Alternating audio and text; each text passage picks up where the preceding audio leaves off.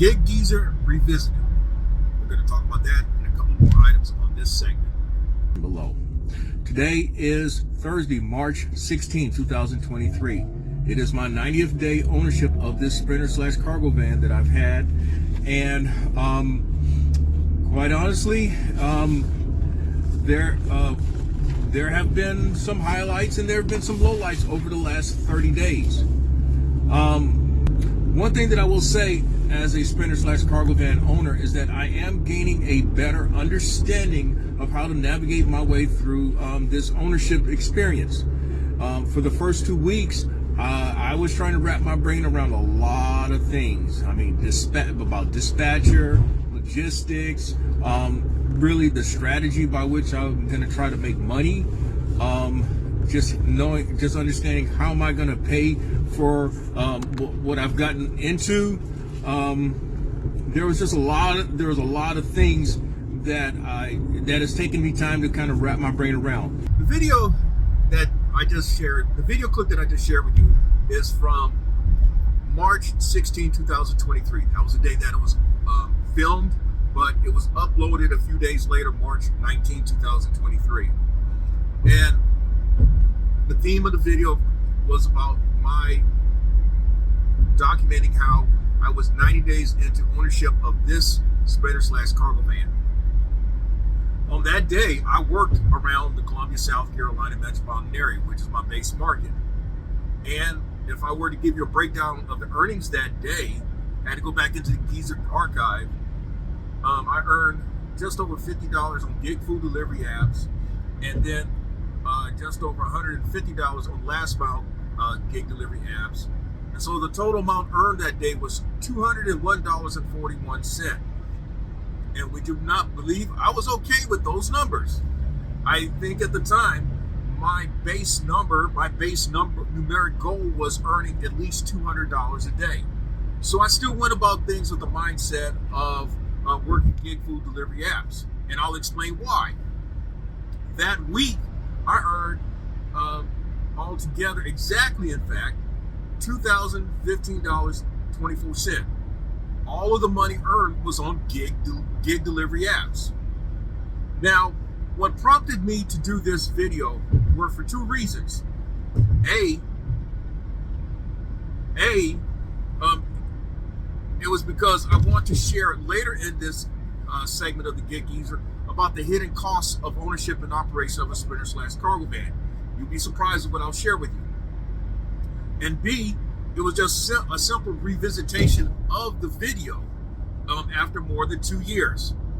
Now, you may think that, well, I ain't got nothing to talk about. No, I've got plenty to talk about. I'll just share it this way. I'm not going to just put anything out here in the social media realm. That's never been the way I've done things. I've always done things with a specific reason. So, here are some notes that I made as a review of the video itself.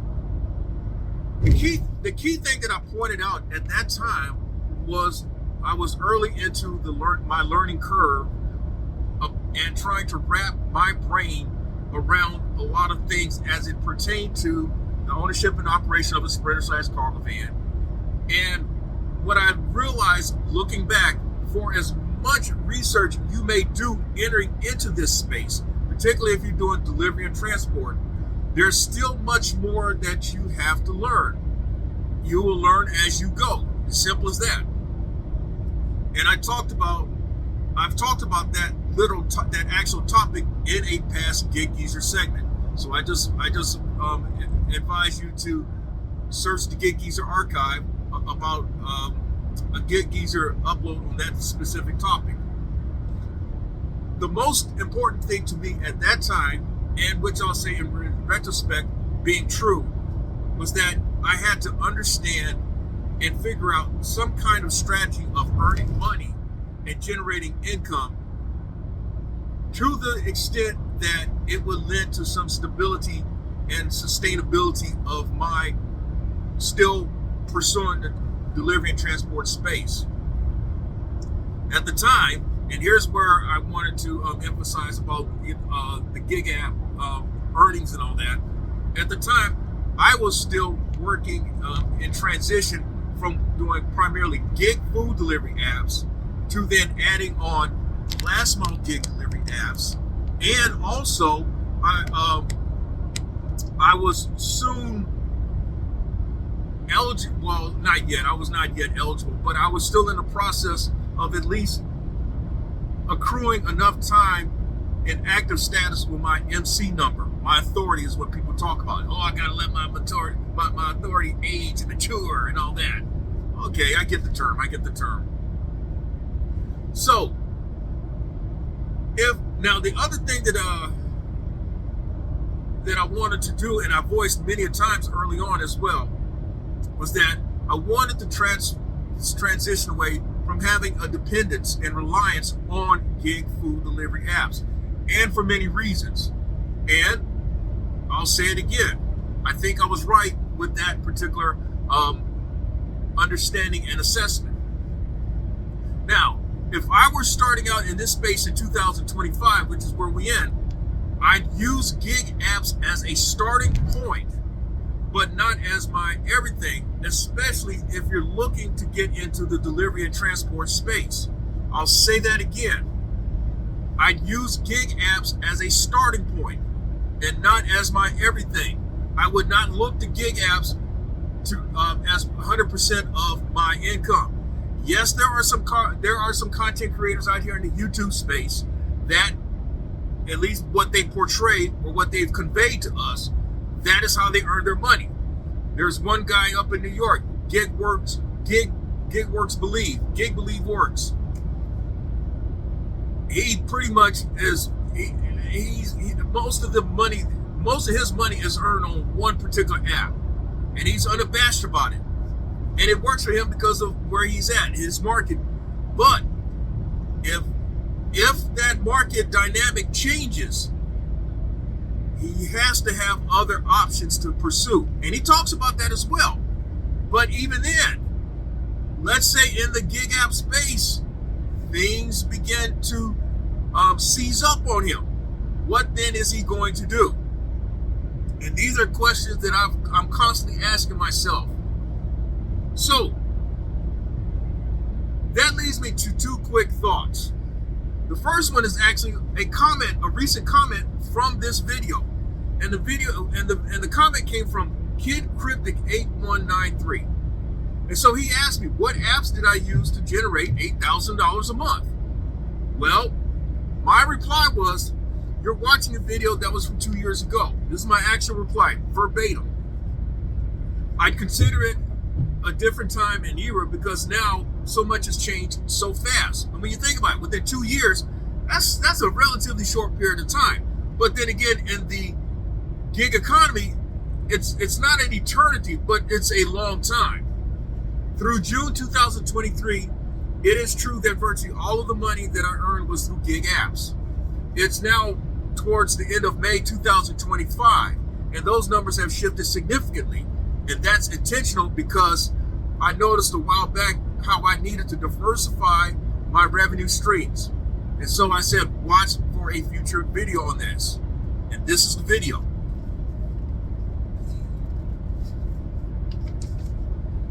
So then the second thing that was, the second thing were the comments and questions that this video generated. I believe at the time what I introduced was still relatively new on YouTube, and so therefore the algorithm pushed my content much more, way more than it does now. And so it was about that time that my channel actually experienced its greatest growth. In fact, you can make the argument that my channel was among the hottest on YouTube in the delivery and transport space.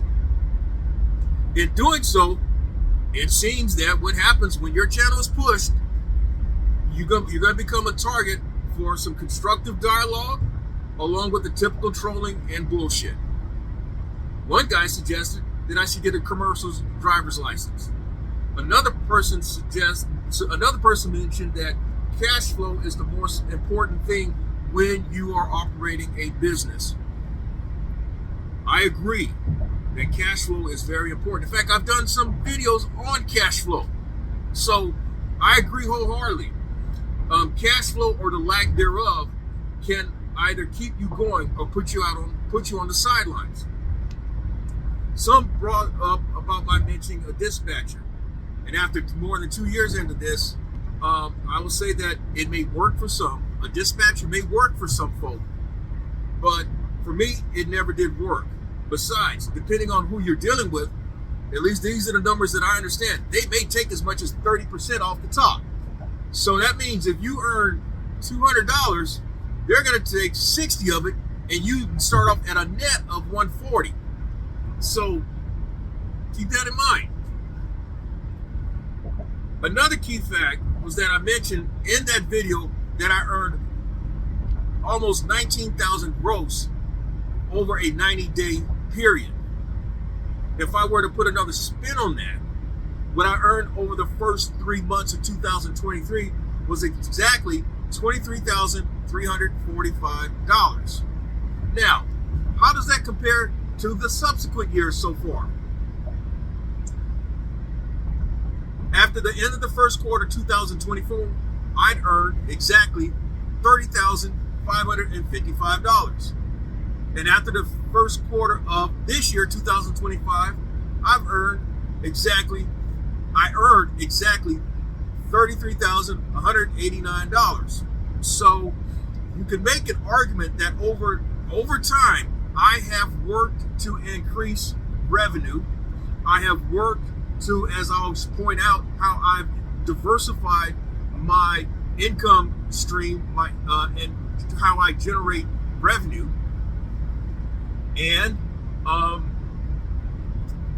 one could make the argument that perhaps I am heading in an upward path. I'll just leave it at that.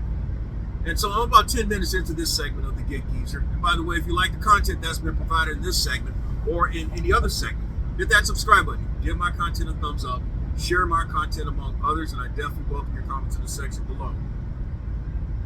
Now, the reason why I'm doing this Gig Geezer segment from the van, as obvious, I'm driving actually northbound on I-77, is because I'm doing a favor for my daughter. And so I'm actually picking up some furniture from a college friend of hers and bringing them back to Columbia, and ultimately I'll deliver them to her place on the other in another part of South Carolina. And those are things that a parent does for their child. Now, the way the money that's being earned is different, as there is a different emphasis on other things. Not to mention how it's being earned through the equipment used. So let me translate. I got to emphasize that the money's being earned differently than it was in 2023. And also, I've got to acknowledge that I'm also using different equipment. In that, in 2023, it was primarily this Sprinter slash cargo van. And maybe it was because out of the newness and somewhat sense of accomplishment of having worked my way to that point to the ownership and operation of a Sprinter slash cargo van. And so at that time, I pretty much stopped using the F-150. The F-150 just sat. But 2 years later, there's the F-150, there's the Geezer van, and then there's the Geezer 16, the box truck. And on certain occasions, I'll even throw in the Taurus. Although the Taurus was used in concert with the F-150 back in 2021 and 2022. Hence, you would say the early Gig Geezer channel era. Now, at the time of that video, again, that's March 2023. As I mentioned, I was transitioning from primarily working gig food delivery to adding last mile gig delivery apps. And the reason why I say adding is because a number of the apps debuted or became available, or let's say that they were onboarding people onto their apps at that time in this region. And I was beginning to explore brokered opportunities, as I was onboarded with one broker and was looking in due time to be added on with other brokers as opportunities presented themselves. The one thing that I didn't mention at that time was cash game opportunities. In fact, as I've stated on a number of occasions, it was a while before I began talking about cash game opportunities. What I spoke of back then was other 1099 sources of income. So if I were to give you a breakdown of the money at that time, where it came from percentage-wise, here's how the breakdown was in 2023, at least March 2023. 70.5% of the money earned was from gig food delivery apps. Last mile gig delivery apps accounted for 21.5% of my income. Broker load / expediting / low board based opportunities accounted for 7.9% of my earnings. 0% cash gain. Now, what were some of the obvious changes to me? What were some of the obvious changes that I can talk about, at least looking back in March 2023? A, I'm no longer active on one of the apps, and that was a last mile gig delivery app. B, one of the apps that I was active on, it was a last mile gig delivery app, no longer exists. And C, I don't look for as many orders on at least 3 of the last mile gig delivery apps because they've dropped their rates or that the offer amounts aren't as attractive. I'll even throw this out there. At that time, I still had connections with a local Federal Express contractor. And I first started working with him back in 2020. He was actually, when I met him in 2020, a supervisor for another contractor. But then at one point, 2021 perhaps, maybe even 2022, I learned that he had his own contract with Federal Express. And so I did work for him for a while, but now it's 2025.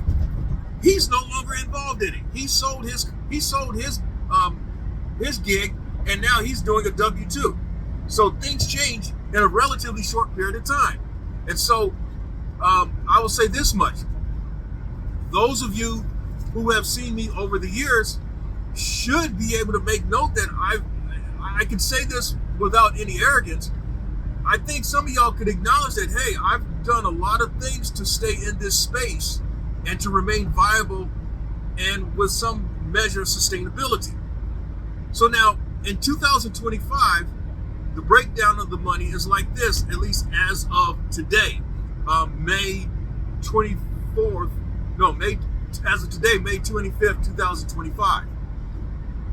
Low board / expediting / brokered opportunities account for just under 45% of the money I have earned so far in 2025. Last mile gig delivery apps account for 32.77% of the money that I've earned. Cash gain, total cash gain, and other 1099 account for just under 13.5% of the money that I've earned. And gig food delivery apps account for just 8.9%. Okay, so what I also will point out from that video, you notice the hat. That hat was looking pretty good. I still got the hat. In fact, here's the hat. Here's the hat. Well, we can agree that the hat has, it should be retired, but I'm not retiring it yet. And I'll just leave it there. Another thing is that what I noticed was there were 2 people who commented on the video that are still viewers and perhaps more. The first person is Mike Drop Barbecue. Now, Jay Watts is someone whom I'd been interacting with for some time before that video. In fact, Jay Watts is a multiple time guest on my live stream. I'm speaking. In fact, we had our conversation just a few weeks ago. The next person that I noticed among the commenters was someone went by the name of Weezoo 2003. Now, Weezoo had actually most recently I noticed him among the commenters in the chat room section of my most recent live stream of Ivan speaking with Saint Mike 504. In fact, he still comments on from time to time on my channel. The third thing is there was someone who commented on there that became a fast friend of mine almost immediately. And I'll describe how we met. I think it may have been that same week or not long afterward. In fact, it was not long after that video.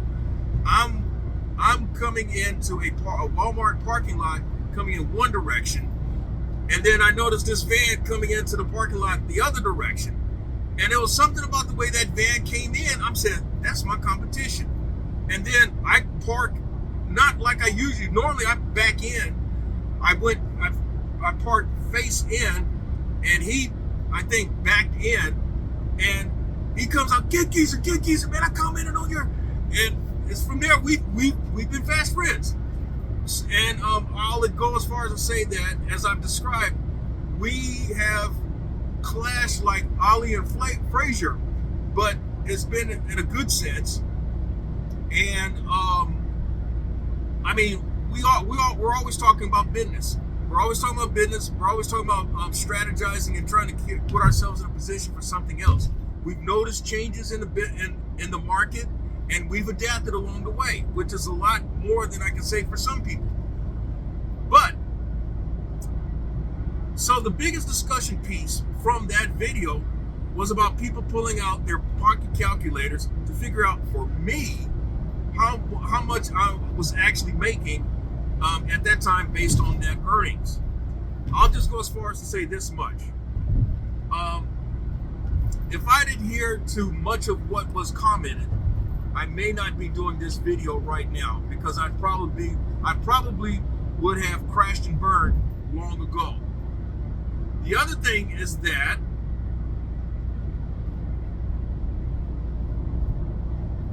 I knew even then at the time that there was still much work for me to do to be in a position where I could at least acknowledge for myself that I was in a profitable situation.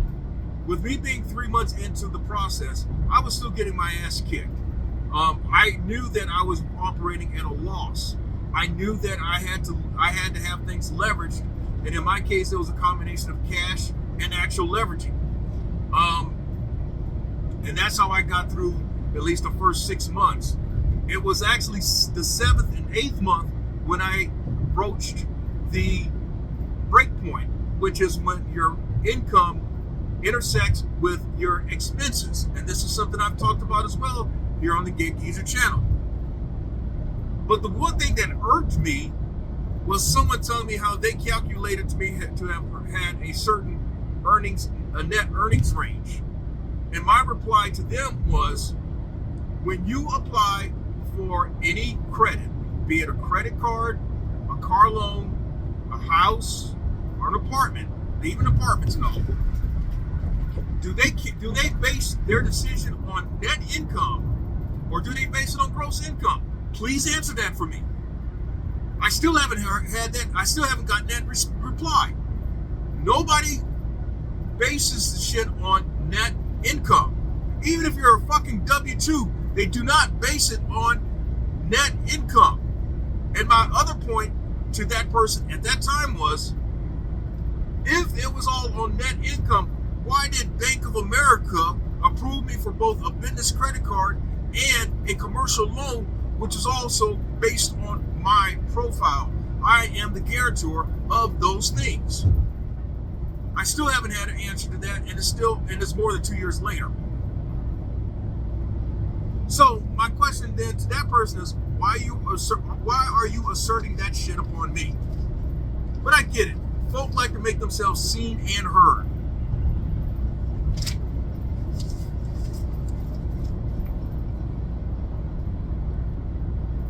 Now, another thing that I took down as notes from this video now, looking back and in retrospect, another notation that I made was that I mentioned many times that my stated goal was earning at least $8,250 a month. That would get me into the neighborhood of about 6 figures a year. That was, again, something that I had articulated on multiple occasions back then. Now, in 2025, I don't talk about monthly earning goals. And for that matter, I don't talk about much of earnings and really expenses now, because I've gotten away from that conversation. It's not that I don't want to talk. It's not that I'm being opaque with y'all. It's just something that I don't feel like talking about. And I started, in fact, I began making that kind of a statement last year. What I do talk about, at least in 2025, is about putting myself in a position of getting a 26-foot box truck with a lift gate. Another thing that I'll go on to talk about is being more disciplined in putting back more money, and for many reasons. Just yesterday,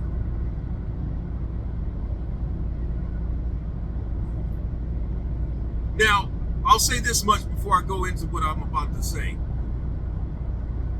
There's an adage that is true, even more so to me than ever before. I heard this term, more money, more problems. I'll even go as far as to say more headaches. But you have to put money back. It's a part of life. You got to put money back, and for good reason. I mean, just personally, hey, I'm full-fledged geezer. I'm Social Security age, okay? And this ain't forever, all right? This is something to do, but I have to look beyond just today, and that makes sense. And I would urge that with anyone to put money back. I've not been successful with putting money back as some people that I know, at least the amount of money that they've been able to put back, but I am disciplining myself to put money back, and I cannot stress that enough. But just yesterday, this is a reason for cash flow, but also when you are practicing what you preach. Just yesterday, I spent $218 on a new battery for the box truck. During the week, I'd spent $40 on some lighting that's to be used on the box truck. And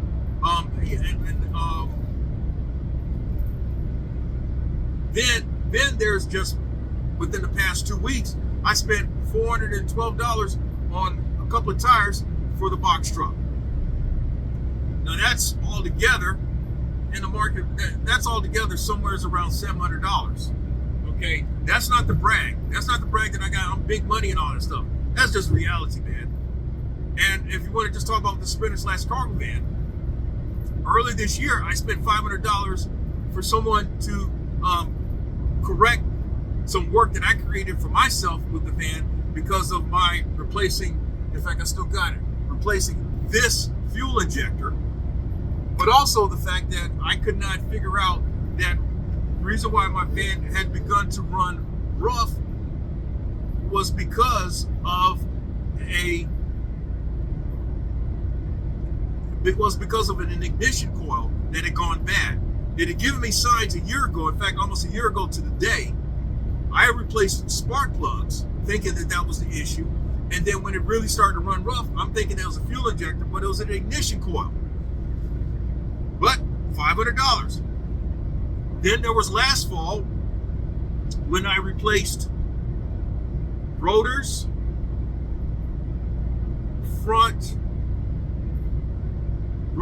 and front wheel bearings and front brakes.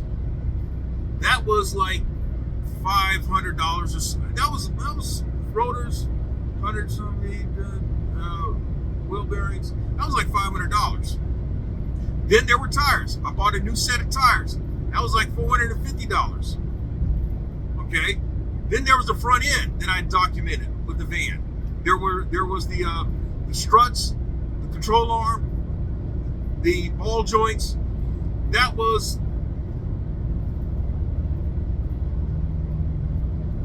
man, that was like, let's just round up to $1,500. So that was all paid cash. All cash transactions.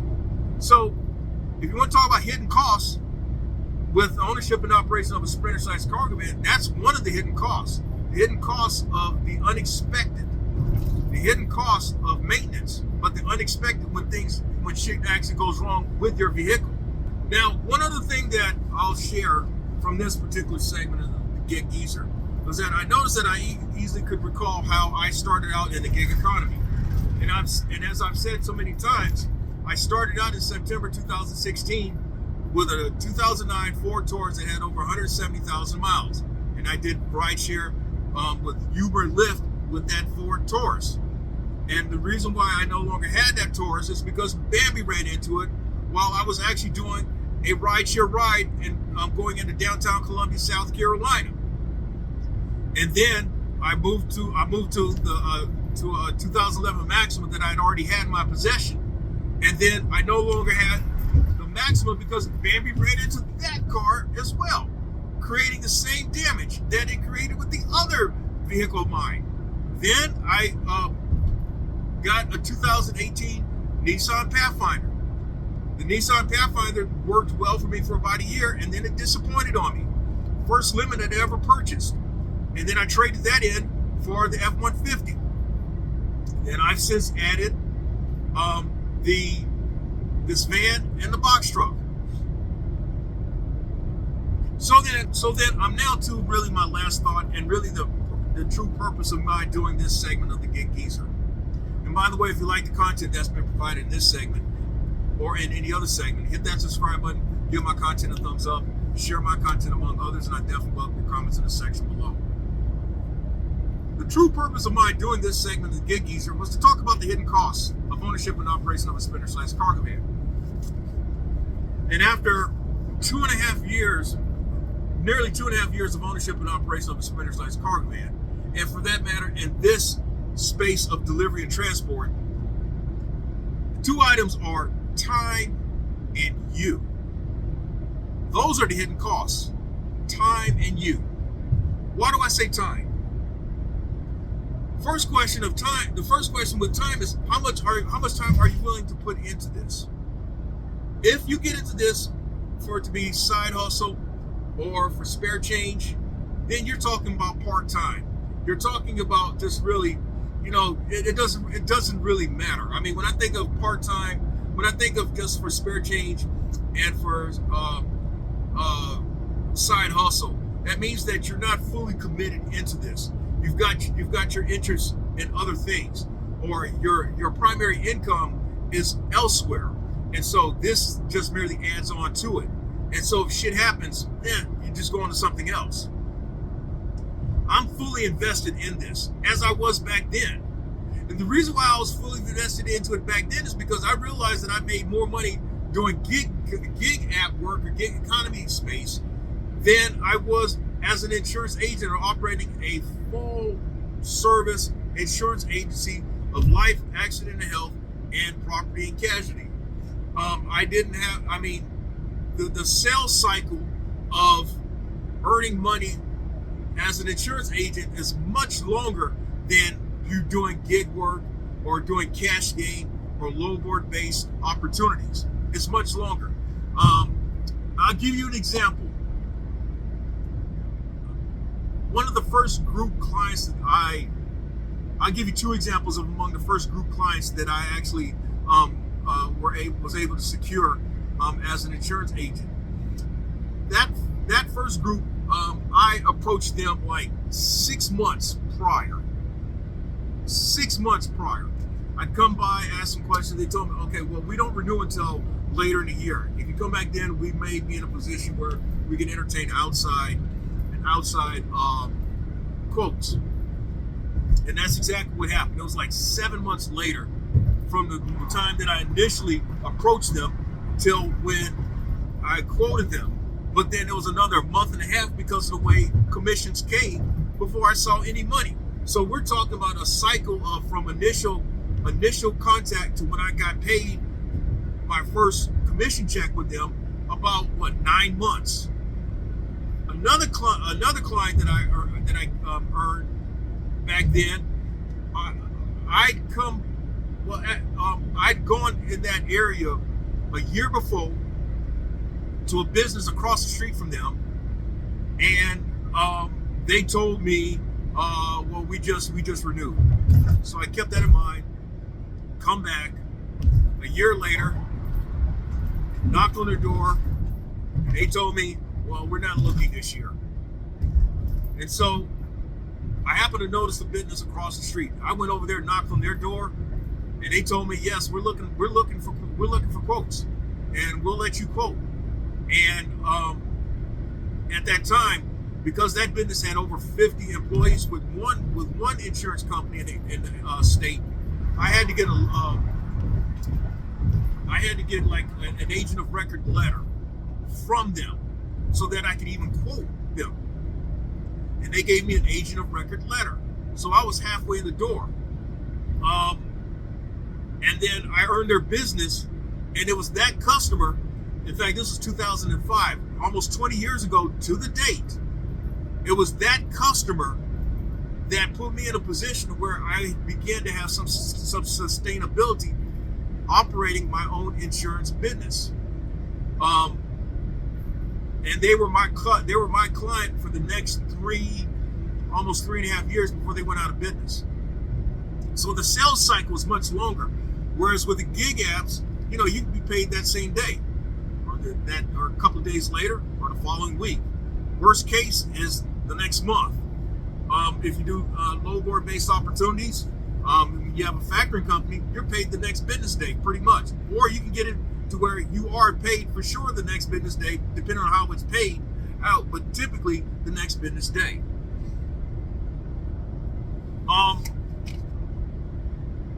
The other thing is time factor. As a W-2, all you're concerned about is showing up for work, doing what the job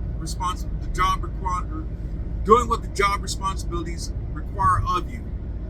You clock out, and then you look to get paid. You really don't have to put any more effort into what you're doing. You do your thing, you go on, you get paid, and the cycle repeats. That's for most people. Now, I can say that with my last truly sustained W-2, which was when I was a newspaper reporter, I put more time into it beyond. Well, we didn't clock in. We were salaried. But the fact of the matter is, I put a lot of time into what I did as a reporter because that was my chosen profession. That was my desire from childhood. In fact, true story, the story that earned me national honors, that was a rough draft that I composed between the hours of 1 a.m. and 5 a.m. That's right. So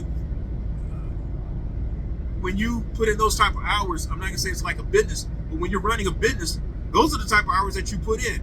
You, depending on what you're doing, your availability is at all hours of the day. And so you have a lot more that you're concerned about. Your realm of responsibility encompasses a lot more than just showing up. You've got to figure out when you're a business person, you're constantly strategizing, you're constantly assessing and reassessing what you're doing. You're evaluating your numbers. You're trying to identify trends. You're trying to put yourself in a position where you're ahead of the transition. That's what I mentioned in a recent Gig Geezer segment. These are just realities.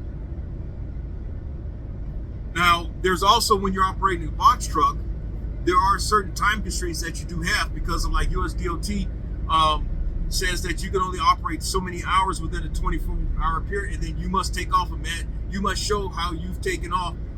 Now, you've been off the road 10 hours. So it's like you can go 14 on, 10 off. That's a general rule of thumb. But there's actually specific numbers. But basically, it's 14 hours on, 10 hours off. The 14 hours on is time on duty. It's not all just driving. There's a 30-minute break that you must take after 8 hours of driving. There's also, if you have been off duty for like 34 consecutive hours, your clock can reset for the entire week to either using a 60-hour clock or a 70-hour clock. So, but there's a lot, but time is not measured, time is not measured as closely as are when you are W-2. The last thing I mentioned was you. The hidden cost is you. How much of you are you giving up for this? Now, if you don't take care of yourself, it will show. If you allow stress to get the best of you, like it did to me last year, it can lead you to a hospital stay. I'll even go as far as saying this. The last load board-based opportunity that I completed, which was Saturday morning, I've been guilty of doing certain type of opportunities short on rest. I mean, doing it with 1, 2, maybe 3 hours of sleep, sometimes with no sleep, and that shit catches up with you. That shit catches up with you. And yesterday, man, it took a lot out of me. It really took a lot out of me. When you're doing the gig apps and you're doing the mulch game, like at this time of the year, that shit can take a lot out of you over time. You do a bunch of those during the day. You lift and unload 2 or 3 pallets in a day, all in the name of making $150. I don't give a fuck who you are. That shit's gonna take a lot out of you. It just does.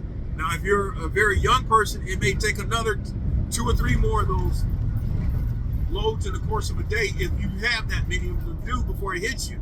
But at some point, that type of work takes its toll on you. It's going to exact something out of you. It's just a matter of when. So, again, the hidden cost is you. How you take care of yourself in doing this is going to dictate how long you stay in this. And with me being a geezer, I mean, hell, I mean, I'm no spring chicken, man. And while, yes, I spent time in the hospital, I've been more acutely aware of the stress levels. I've also been more acutely aware of like blood pressure, but I've also been more acutely aware of myself. I just have to be, because if I'm to keep doing this shit, I've got to take care of myself. So that's all I have to share with this segment of the Gig Geezer. I know it's a long one, but hopefully you got something out of it. Hopefully this is something that you'd share with others. And if you like the comments, if you like the content that's been provided, hit that subscribe button, give my content a thumbs up. And with that, may your hustle and may your grind continue.